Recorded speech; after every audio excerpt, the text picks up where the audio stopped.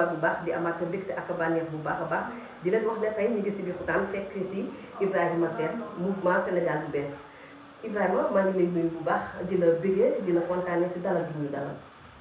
alhamdulilah dañuy sant yàlla bu baax a baax julli ci sangi-sang yi muy yonente bi sallallahu alayhi wa sallam di ki ñoñam ak i saabaam fi may njëkk a taxaw rek mooy di leen nuyu soxna Ami di kontaan si yow bu baax a baax ci fekk si yi di ngeen ma fekk si fii ci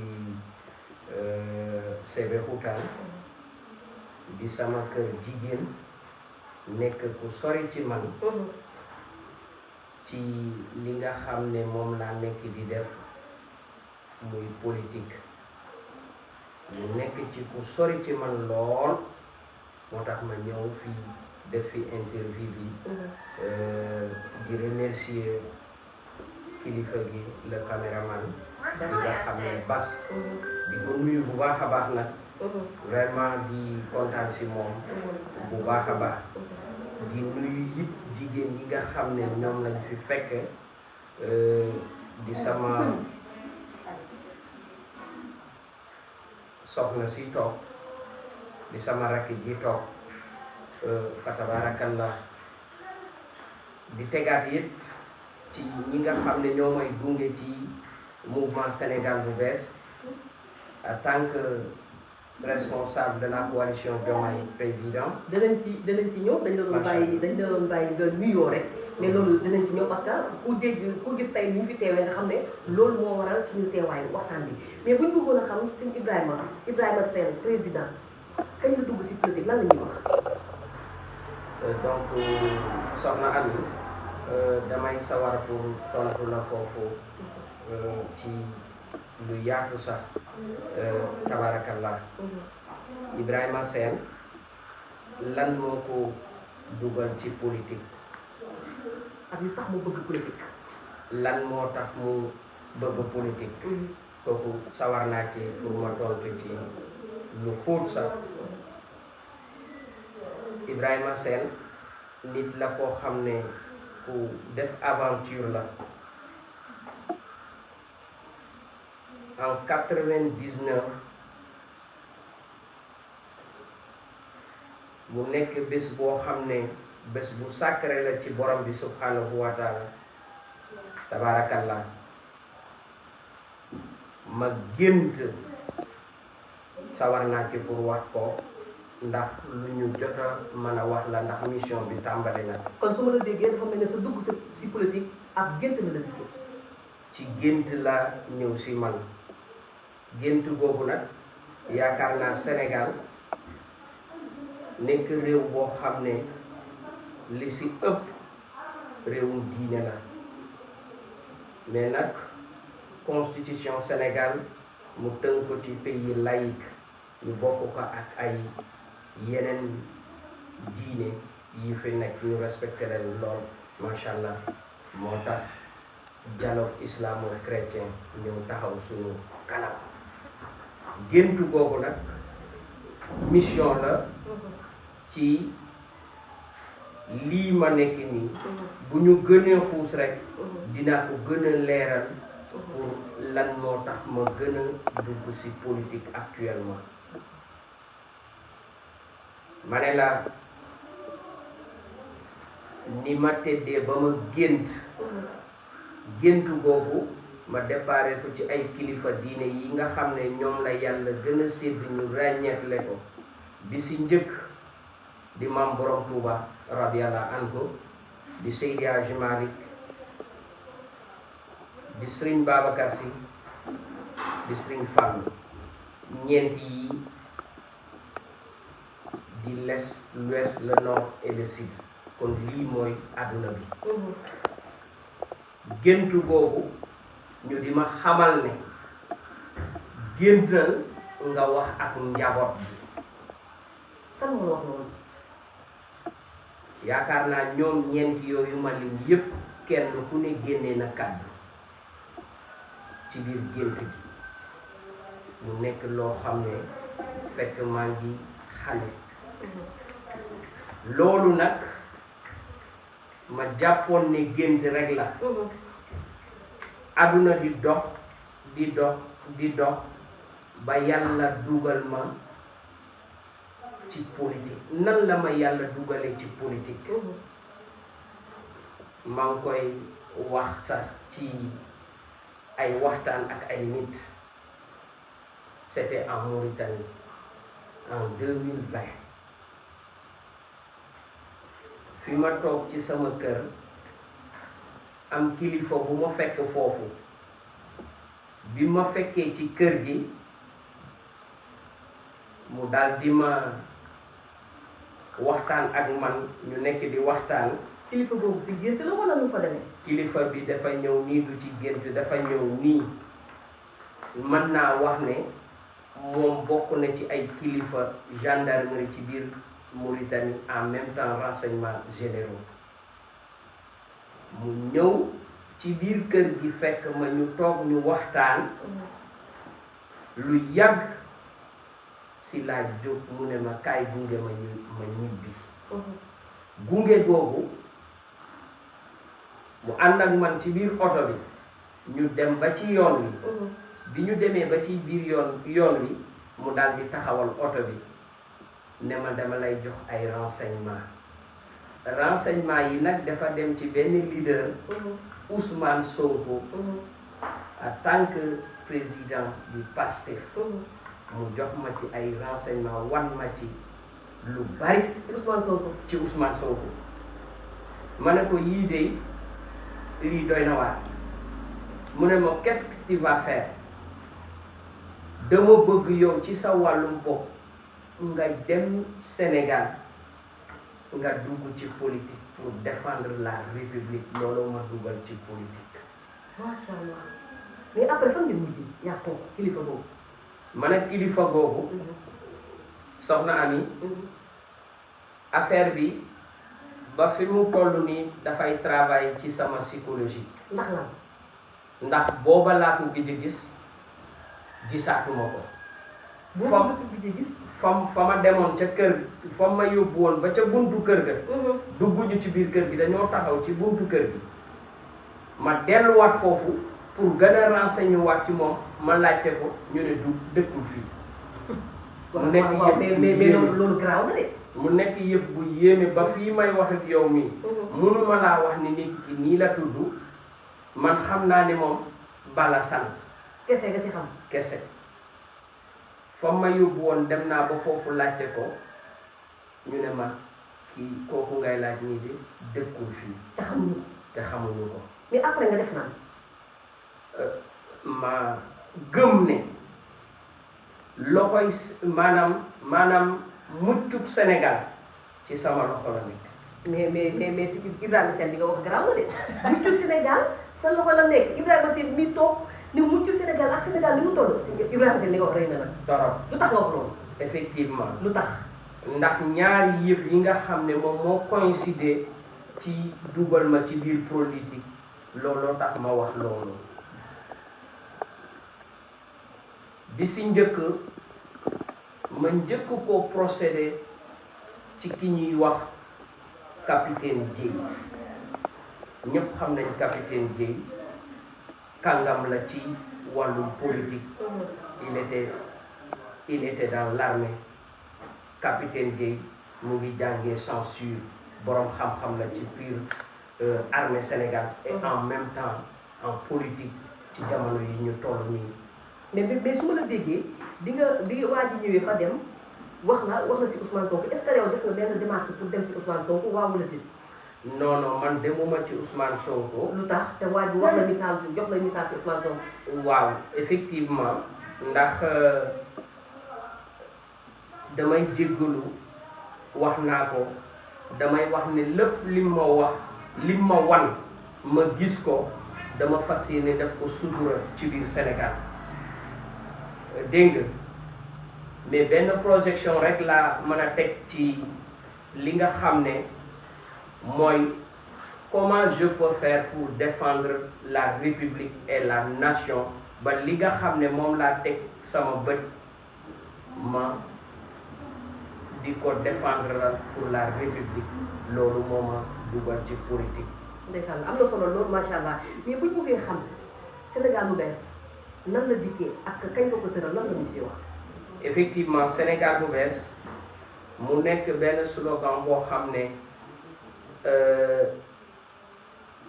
Serigne Cheikh dafa bi jamono tolloo fi nga xam ne moom la toll ci biir Sénégal donc Serigne Cheikh ne sang leen réew mi balaa réew mi di sang boppam.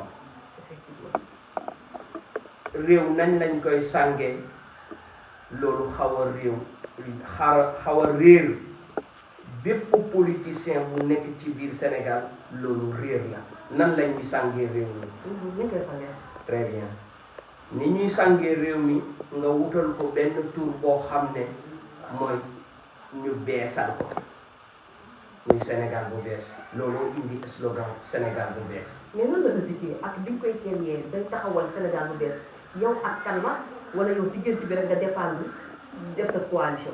effectivement mooy li nga wax rek mooy li ma wax ma xëy benn guddi rek Sénégal bu bees daal di ñëw inspiration ci man ma xëy suba rek daal di taxawal tur boobu. muy Sénégal bu bees. muy Sénégal bu bees. vraiment bis bi mu ko taxawee bis boobu bari na ñoo xam ne ñu tàbbi ci di ko doxal ba jamono yi ñu toll nii. mais jàpp nga ne mucc Sénégal ak Sénégal ni mu rëyee Sénégal ni mu bëree coono Sénégal ni mu yéemee mucc boobu yow jàpp nga ne ni solo. waaw ni affaire bi demee man je sais que ne muccub Sénégal ça sera très facile pour moi procéder ko ndax je pense que li si ëpp maanaam bu fekkoon ne à 10% la atteindre na 7% yi.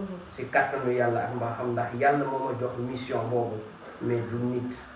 maanaam mu jaarale ci ay kilifa yu Sénégal respecté lu diine jox cër fii ci biir Sénégal. kon déjà loolu juróom-ñaar yi atteindre naa ko. macha allah am na solo mais dañu dégg sa kàddu nga ne Sénégal bu bees mais ba nga defee Sénégal bu bees muy mouvement da nga ñëw coalition Diomaye lan moo waral nga dugg ci coalition Diomaye. li tax ma dugg ci coalition Diomaye c'est pas pour que mu jëmale ma ci kanam coalition Diomaye c'est parti du pouvoir maanaam coalition boo xam ne maanaam dafay gunge président de la république kan moo jiite république bi muy Bassirou Diomaye Diakhar Faye kan moo jiite nation bi muy Bassirou Diomaye Diakhar Faye moom moo ko dëkk bi it maanaam Sénégal pays bi moom it moo ko jiite. mais Sénégal bu bees lu tax moom muy jàppale Diomaye ak Diomaye ku nekk gis na ba ñu leen wuti ba tey Sénégal mi ngi gën a nit gën a gën a mouvement Sénégal bu bees comme ni nga ko waxee rëy na am na doole macha allah lu tax demoo leen seeti keneen koo xamante ni ku saf sàpp la ngeen jàppale ko.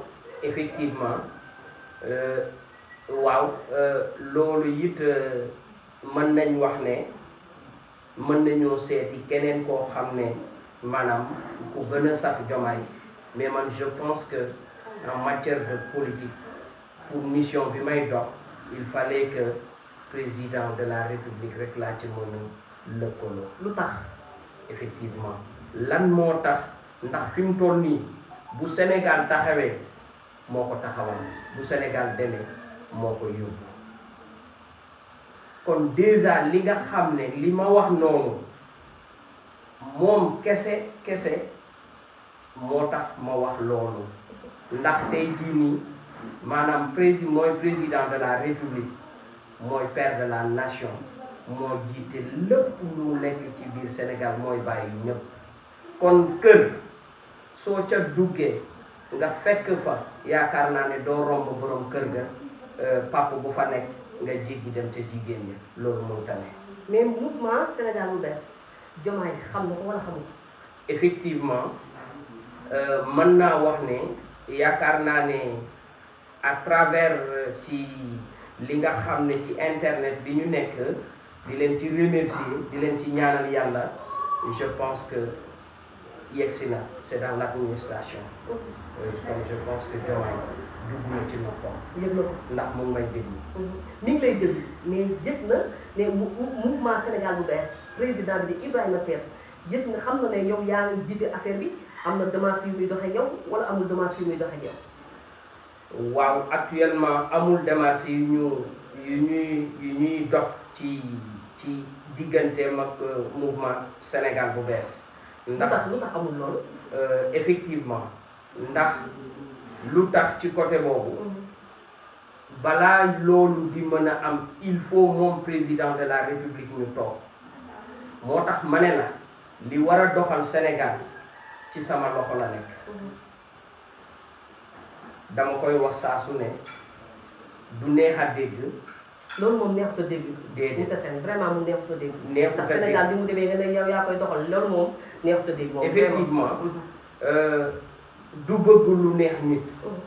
wala du bëgg yëkkati sama bopp fa mission bi jóge ba fii mu yegsi nii li ma ci défendre li ma ci yegsi ba yàlla taxawal Sénégal fii mu taxaw nii kon loolu yaakaar naa ne dana nekk. mais monsieur Sène dafa am lu koy déey wala dafa am lu koy sol yenn yi ba tax mu am fit yenn yi moom nan la demee noonu. effectivement. dafa am lu lay déey wala dafa am lu nekkal. moo waaw. lan la loolu sunu borom subhanahu wa taala moo ko def ci man. waaw. lan la def si yow. mooy jox ma baatin bu sénégalais mënta dindi. dégg nga baatin bu sénégalais mënta dindi ci moment yi ñu toll nii. yàlla defal ma sutura ma xam lu bari ci zaahir. baatin boobu nag mooy permettre moom ci boppam tey laa koy wax. je n'étais pas avec Bassirou Diomaye je défendais la République du Sénégal. di ko défendre il y avait le président Macky Sall. qui était au pouvoir. donc ki ñuy wax madame Am et Aïssata Ly nekk jigéen joo xam ne yaakaar naa si politique u Sénégal ràññee nañ ko ci. Aïssata Ly nekk koo xam ne vraiment di ko nuyu au passage nit ku yàgg ci politique la nit ku dimbale ñu bari fii ci politique rawatina Fuuta.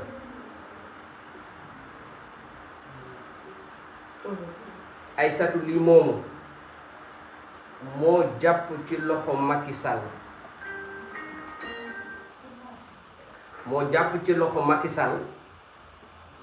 booba Macky Sall li ñuy wax Nations Unies mu doon ca dem liggéeyi. soo déggee Nations Unies bi nit ñi di wax jamono yooyu lañ ko prévoir bi mu ñëwee Aïssata Ly ne ko toogal nga dàq sa wërsëg fii ci biir Sénégal. moom Macky Sall mu yebbiloo ko bagaasam mu ngi koy yebbi ci këram foofu la ñu préparé APR bi ngay dégg.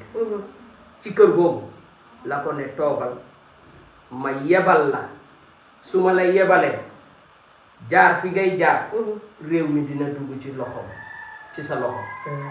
moom boobu foo ko tegoon loolu. ci man politique ji dam bu man politique si la ko man politique surtout ndax moo njëkk recevoir Ablaye Wade France duy salle bi ba mu fees.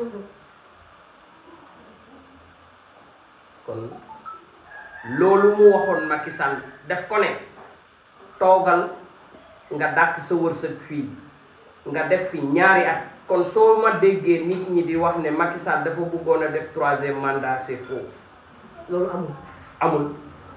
def ko ne toogal nga def fi ñaari mandat soo paree nga dem dabu ji Nations Unies moo waral Nations Unies bi ngay dégg macha allah loolu am na solo lool mais ñu ñëw si diggante mouvement Sénégal bu bees tey ñi nga xamante ni bokk nañ ci ak ñi nga xamante ni bëgg nañ cee bokk tey lan la ñuy def ak yow ak loolu di wax.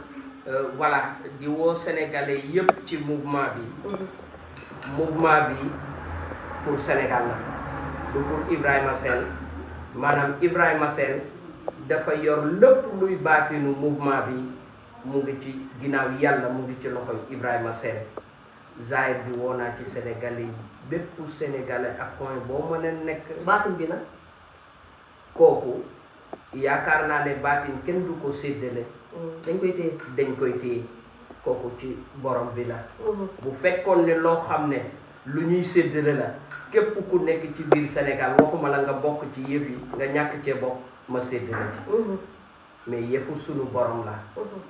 borom bi mooy seet mooy faalu li ma yurit mu seet lu ko neex def ko ci nit ki. kon suñu la déggee Ibrahima Sène mouvement bi mu yor nii baatin la ko yore. baatin lañ ko yoree sénégalais yëpp maanaam tey jii nii. mais ñi siy dugg moom ñi siy dugg bokk ci ñoom nan lañ siy bokkee baatin lañ siy bokkee wala luñ siy bokkee ñoom. man je pense que ñëpp ñi ci bokk damay xëy rek ma jot la téléphone ne ma Ibrahima dugal ma ci mouvement bi fekkuma la fa nga nekk ñi ci des yëpp ñi ci bokk yëpp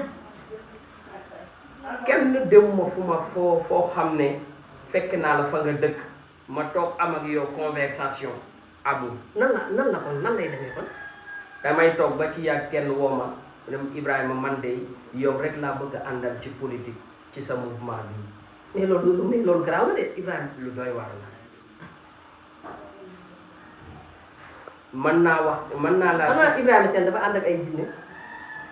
wax naa la ne du ay jinne lii baatin la bu yàlla def ci man mooñ ko ci man moom ma wax la am na jigéen joo xam ne yaakaar naa ne ñëpp xam nañ ko ci Idrissa Seck muy Leyla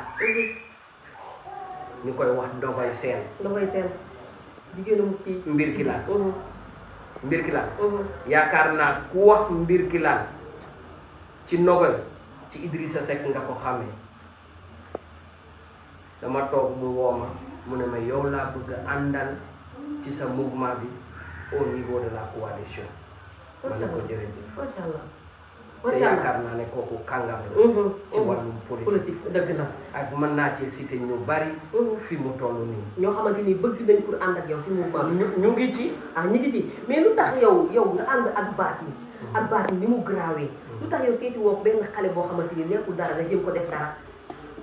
effectivement yaakaar naa ci biir Sénégal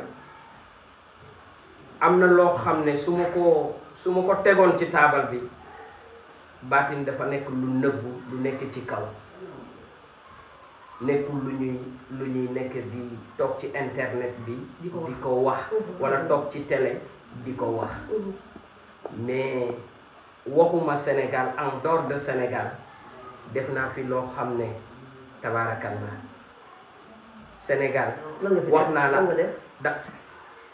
dama la ne 2021 bu dul woon yàlla ak man Sénégal dugg ci kam. lu tax wax loolu Ibrahima. effectivement lu tax wax loolu ak loolu fan nga ko teg. dinaa ci sawar pour ma tontu ci. waaw allez-y. nekk naa ci biir néeg en 2021 2022 ba 2023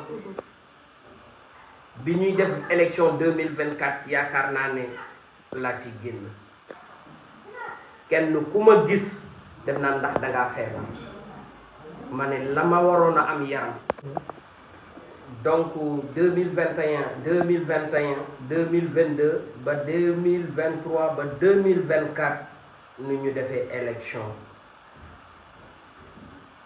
ma génn su ñu nee génn dañ naan li nekkoon ci biir lan la donc tey jii exclusivité boobu vraiment am ci yow cofeel ndeysaan moo tax ma def ko ndeysaan mosuma koo def ndeysaan benn interview façon journaliste bu ne dëgg la loolu moo tàllal nañ ma micro dëgg la loolu en moo dehors de Sénégal ndax rakku DJ Prince di Ibrahima Wade di doomu Mbay Wade moom mooy def journaliste ci Mauritanie olof journal bu olof ci télévision Mauritanie dégg nga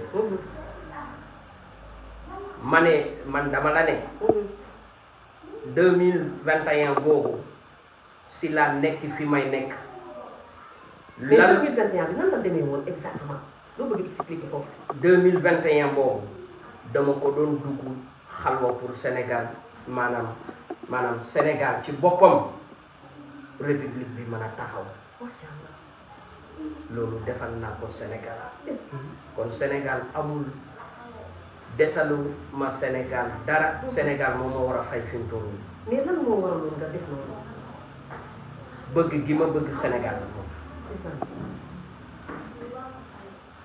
bu dul woon man Sénégal beneen mbir la woon bu du woon yow bu dul woon man ah Sénégal beneen mbir la woon ban mbir la war a doon kon maanaam Sénégal actuellement nekkatul waxatuñu république mais Ibrahima li nga wax garaaw na de effectivement wax naa la ne lii interview bi yow ginnaaw yàlla cofeel bi nga am ci man dëgg la moo tax ma génnee ko ci sama gémmiñ teg ko ci taabal bi dëgg la moo tax ma ne la le président de la république bu bëggee defar Sénégal il faut mu wax ak man kii wax naa ko nit gëm ko loolu moo nekk nit ñàkk koo gëm loolu moo nekk mais président kon lan lay xaar si yow effectivement je pense que soreetul ci côté boobu ndax maa ngi waxtaan ak ay kilifa yoo xam ne ñoom ci seen wàllu bopp présidence lañ nekkoon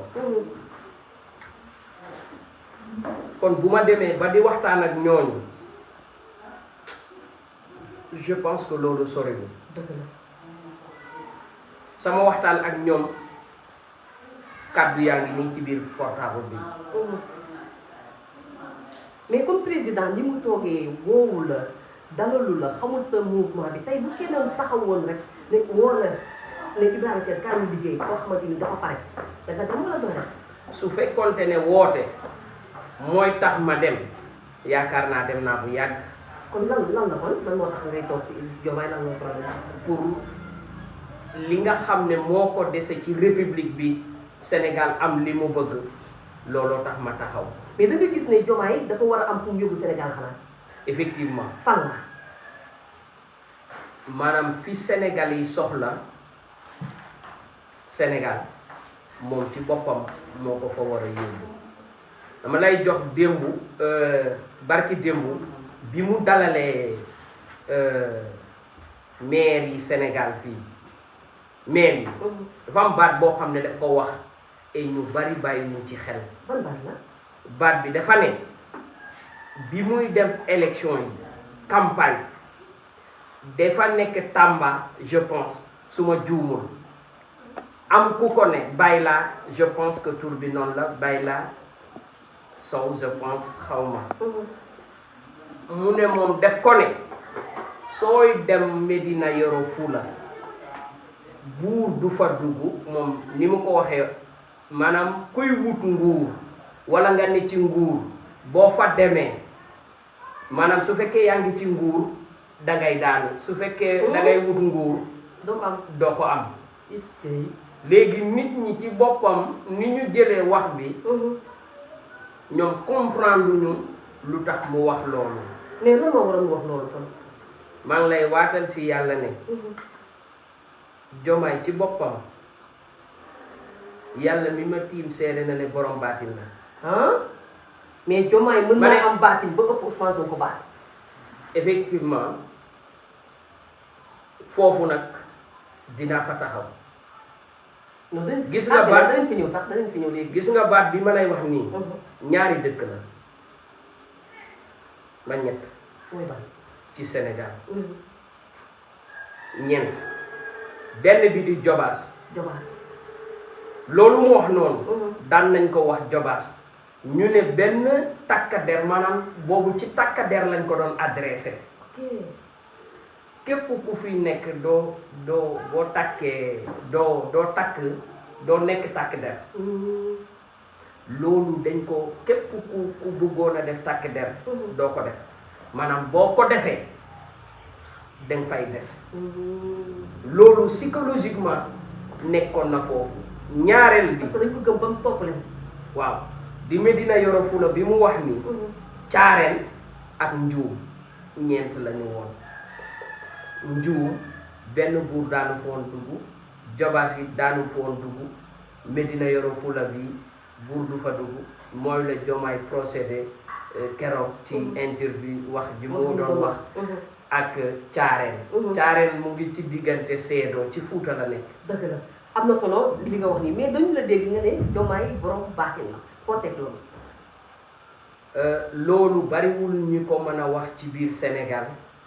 non loolu moom maa ngi koy seetlu dégg c'est la première fois ma dégg ñu ne Diomaye président Diomaye am na baat. wallahi lazim wóor na lazi laa ilaha illallah ne loolu ma nga ca moom. baatin. wallahi. xanaa baatin bi mu am moo tax yow nga sawar pour fekki ko. ma ne su ñëwul woon ci man loolu. ñetti yoon la ñëw ci man ci loolu. nan la ñëwee. benn bi si gént la moom ak Ousmane Sonko ñoo ànd ñëw fekk ci biir gént. maanaam tëraay bi ci pajaas la. lalu pajaas xam nga ko ñoom ñaar xam naa ñoom ñaar bu baax xam naa ko. mais lalu pajaas boobu. kii tëdd jublu penku kii tëdd jublu soowu. Diomaye kan moo jublu woon penku. Ousmane Sonko moo jublu penku daal tànk yi jublu soowu. Diomaye moom fan la Diomaye ci laa génn ne leen ñoom dinañ tàggali ko. est-ce que tàggaliku boobu nag ci lañu ñëw taxaw tàggaliku boobu dama dégg si gars yu bëri ñi naan diil la ñi naan lu ñu teg la mais loolu réellement am na wala amul. dama laa wax benn bi damay ñëwaat ci ñaar bi. allez-y ñaar bi Diomaye kese Diomaye moo ñëw Ousmane Sonko ñëwul. ñaareelu gént bi. waaw bi Diomaye ñëwee ci boppam asafurla nga baal ma non ñaar bi ñoom ñaar ñoo ànd. ñoo ànd ak ñoo àndaat ñëw bi ñu àndee ñu ñëw. noonu ñu toog maa ngi taxaw mais yëf yi dafa lëndëm. lan moo lëndëm. fi ñu nekk ñun. moo lëndëm. mais ñu ngi may questionné. ñoom ñaar su nekk ñu ngi lay laaj. ñu ngi lay laaj. ok. Diomaye ci boppam moo ne ma nan nga may jàppale ma ne ko xanaa ndare nga tàggali ko kii. yow yaa ne ko. ci biir gént bi. si gént bi. nga tàggali ko Ousmane Sonko. ma soog lay jàppale. ma soog laa jàppale. yow yaa ko wax li si gént bi. wallahi lazim. mais ba nga waxee loolu si gént bi après. si biir gént gi bi ma waxee loolu si laa yeewu ma ñëw ci ñetteel bi. kon troisième gént la. ñett si laa procédé wu la ni Diomaye dama war di ànd ak moom jàppale ko. loolu moo indi loolu phase de test bi. ok muy ñetti yoon. 3e fois bi dafa ñëw ci boppam moom kese. ne ma sama oto bi dafa paan. Diomaye sama oto bi dafa paan xamoo mécanicien. nga yóbbu ma foofu ma ne ko man de am naa mécanicien boo xam ne oto rek la man oto bi nag genre DCO la comme oto DCO yooyu. genre boobu oto bi noonu la. moom mu ngi sol njaxasu Baay Faal.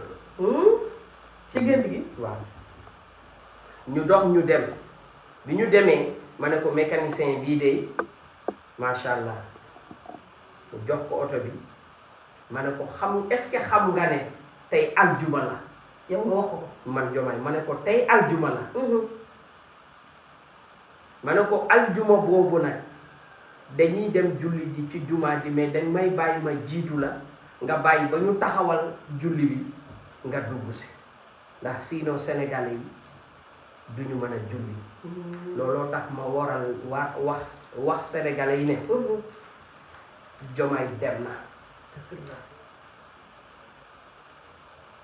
heure boo xëyee kenn ñëw rejoindre Bassirou Diomaye Diakhar Faye ba sénégalais yëpp dañuy jeex tàkk lii maa la ko wax bés ni que ñëpp dañuy dem si Diomaye takk ko téere dégg nañ loolu am na solo mais diggante Diomaye ak Ousmane Sonko ñu naan diil la ñu naan lu ñu teg la loolu loolu ci mën a wax benn deal amul foofu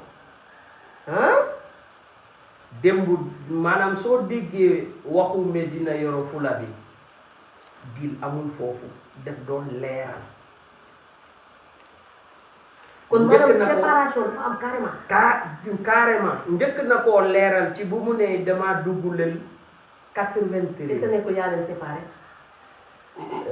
waaw non séparé wu ma leen du yow déedéet du ma séparé nit doo yàlla loolu def na loolu du ma def loolu def loolu mais man dama la ne maanaam Bachira bi nga xam ne moo leen séparé teg naa ci sama bët ah yow li leen séparé nga gis waaw mais bi nga gisee li leen séparé est-ce que amoo lenn loo xamante ni sarax ñaan wala loo xamante ni mën nga leen a defaraat ba séparé boobu bañ a am parce que ñoom ñaar Diomaye mooy Sonko Sonko mooy Diomaye est-ce que loolu war ci mën a taxaw avant séparation bi di am waaw non séparation bi moo arrangé Sénégal lan nit du ñu tàggali ko mais séparation seeni xarit moo arrangé Sénégal lu tax wax loolu effectivement lu tax wax ndax bokkuñu mission dégguma déedéet ñoom bokkuñu mission mais lan moo tax bokkuñu mission te ñoom ñaar ñu jugandoo xàccandoo dóorandoo ba tey li am di wax am nga ne bokkuñu mission ci Ibrahima Sène foo teg loolu ci fu leer mooy fan maanaam ñoom ci seen wàllum bopp Diomaye mission la ñëw ci biir Sénégal ke politique la ñëw ci biir Sénégal ah et Ousmane Sonko nag mission moo ko fi indi mission ndax ku nekk dégg na Ousmane Sonko mu seen mission moo ko fi indi waaw waaw loolu moom comme ni ko nit ñi di waxee ak comme ni nga ko waxee rek nit ñi dañuy naan moom mission la ñëw pour la République du Sénégal mais pour man je dis que c'est pas vrai pourquoi voilà am naa fi ma ko teg man wax naa la ne depuis bi ma déparé ak lii nga xam ne moom laa teg sama bët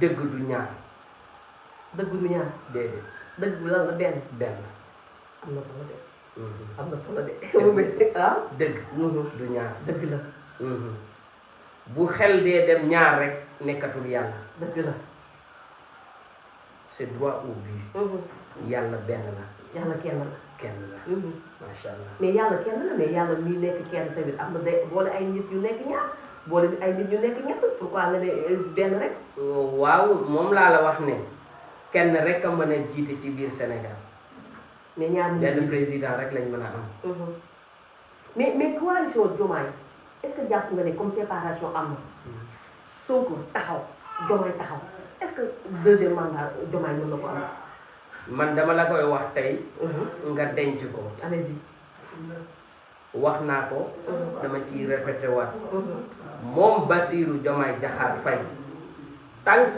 neexu ko maanaam mu doyal mu ne man doyal naa kese loolu question waaw li may wax ni garaaw na de man dama la ne déggoo li ma la wax xanaa mu ne man du ma dem mais nga ne Diomaye ma ne mooy toog ba doyal nga laa dégg de li mu def barki démb je pense que mu ngi koy bëgg a wan kenn mosul dajate 306 maires mais est-ce que yow benn politicien mosu ko def ci biir est-ce que yow si nit ñi ngay dépendre yow Ibrahima Sène dépendre ma ci nit ñi ngay dépendre de man dañ may wax ah dañ lay wax yow man dañ may dee kon liñ la di lan lañ kon lan lañ la di si Bassirou Diomaye Faye président man dama la ne am deuxième mandat wala du am deuxième mandat parce que li ñu desee si temps jeex na tàkk daanaka man dama la ne moom su ko neexee bu fekkul ne constitution bi moo ko tere di sarti réew mi bu ko neexee la Senghor defoon fii da koy def foo tere bi foofu teg loolu dama la ne waaw foo teg loolu rek ci li nga xam ne moom la ko yàlla may ak ci nga xam ne loolu la may yàlla may faalu li may yooyu te yow yàlla dalaa may yàlla may ko Macha ba pare ngeen ànd yéen ñaar ñu ànd ñun ñaar loolu garaaw la loolu garaaw la de mais lan la ñuy xaar ci mouvement Sénégal bu bees lan nga ñuy indi ak say projet lan la voilà mouvement bu bees pratiquement mu ngi teg ay jalons yoo xam ne lépp loo xam ne si développement la ci ay projet Sénégal bu bees ñu ngi ci ànd ak suñu ingénieur boo xam ne xam-xamam dafa màcc ci côté boobu muy Mouhamed Thioye macha allah alhamdulilah maanaam lépp loo xam ne développement la yu demee noonu mu ngi ci taxaw pour dimbali ci askan bi ñi nga xam ne yàlla dogal na ñu ngi ci Sénégal bu bees même buñ ci nekkul moo tax ñuy woo ñëpp pour ñu dugg ci mouvement Sénégal ñu si bëgg a dugg nan lañ defa dugg si voilà kooku nag je pense que pour dugg ci mouvement Sénégal bu bees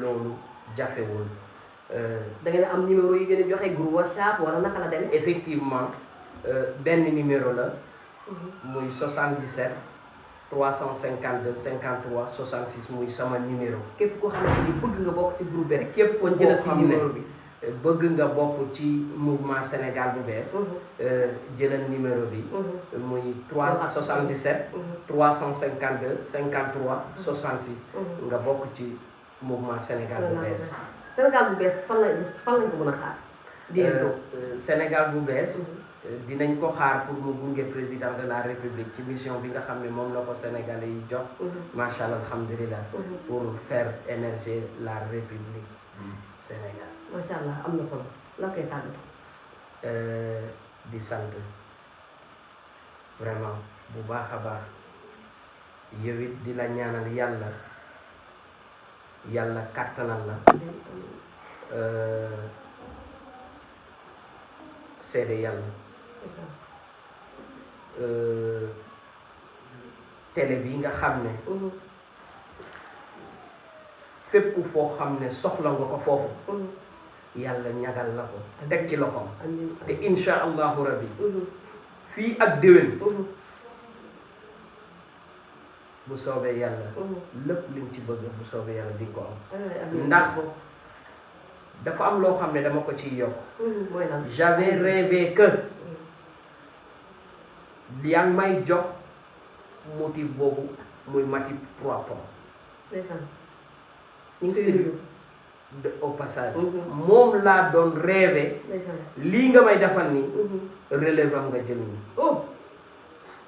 di nekk jigéen ju tabarkal si wàllum journalisme ici au Sénégal Mati dama laa bëgg Mati 3 Pommes Mati 3 Pommes ndeysaan ñu ngi koy nuyu bu ma ne baax la yow ci sa wàllum bopp yow laa teg ci moom ndeysaan maanaam dafa mel ni moom laa toogal fii ma toog nii ndeysaan muy yow mii ndeysaan donc di remercier mes collaborateurs yi nga xam ne ñëpp ñoo nekk ci biir mouvement Sénégal bu bees rawatina ki nga xam ne moom la ñu chargé la communication muy madame Diarra vraiment di dellu di remercier sama jigéen bi toog ñu koy njabootam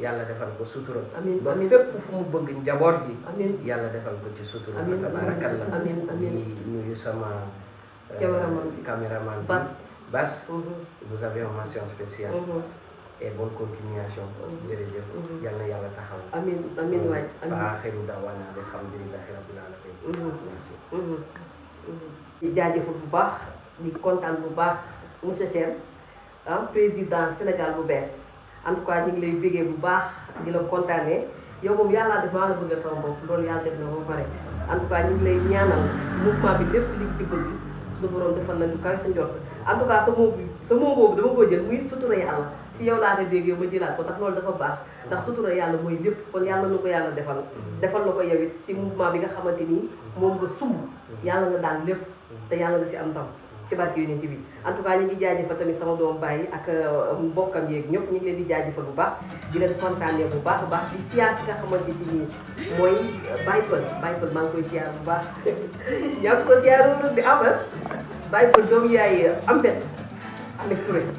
Ahmed Touré international maa ngi lay nuyu bu baax di la jaajëfal di la kontaanee moom moo nekk sama sponsor leader Ahmed Touré maa ngi lay liggéey di la kontaanee bu baax a baax yow moom sponsor leader loolu yàggal na ko ba pare en tout cas maa ngi siyaar maam Cheikh borom Thiès nga xamante ni saa yu ma soloo mu rafet rek moom la en tout cas lii rafet na parce que apprécié na kontaanee naa la bu baax a baax di siyaar ki nga xamante ni mooy Baye Fall borom Espagne nga xamante ni moom it ndeysaan Baye Fall li nga def démb daa rëy barki yu nekk bi yàlla rek laa lay bàyyee li nga def démb rëy na yàlla mi am sa fay yàlla la fay ci barki yu nekk bi en tout cas maa ngi jaajëfal ñëpp di kontaanee ñëpp di jaajëfal ki nga xamante ni nag moo nekk ci caméra bi muy baax yàlla sa jaamu yàlla ci barki yu nekk bi en tout cas ñu ngi leen di jox dig daje ba beneen yoon incha allah jërë ngeen jëf